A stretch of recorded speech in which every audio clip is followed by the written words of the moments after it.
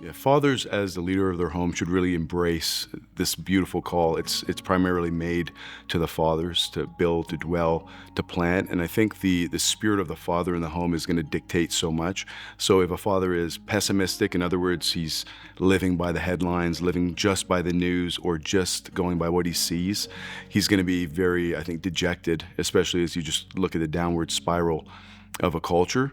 But at the same time, if a father has an accurate view, yes, this is happening, but at the same time, God is sovereign. He's the author of the time that we're living in.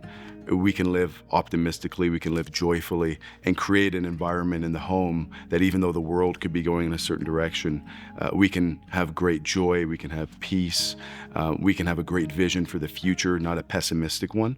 And so the father, he sets that tone. And of course, the mother has a great opportunity as well to come alongside her husband, to be an optimist. I think a helpful view for mothers to consider is that they're side by side with their husband, and they have a great opportunity as the ones that are spending a lot of time with the children to really teach and cultivate a beautiful worldview in the way that you go about teaching them, and the way that you go about preparing them for the future in many different ways on a day-to-day basis. And so it's not a time to be cast down. It's a time to build, dwell, plant, in the sense that God even says to have many children, right? The beautiful hope for the future.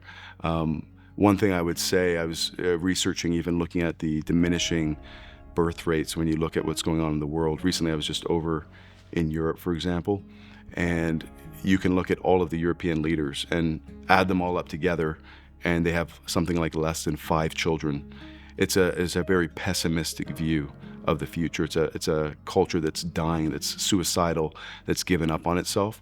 And so the church, fathers, mothers have a beautiful opportunity to cultivate a spirit of great hope, because we're not forsaken.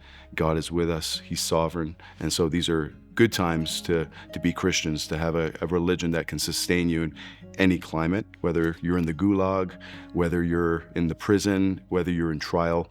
It's one of the things that Hannah, when you read the Song of Hannah, one of the lines she says is, "I smile at my enemies." The only way she's able to do that is because she has God within her. She has a great hope propelling her. Even though outwardly things may not have gone the way that she wanted, she was able to smile at the circumstances all around her because of the fact that God is on his throne. And so we have that great hope today as well.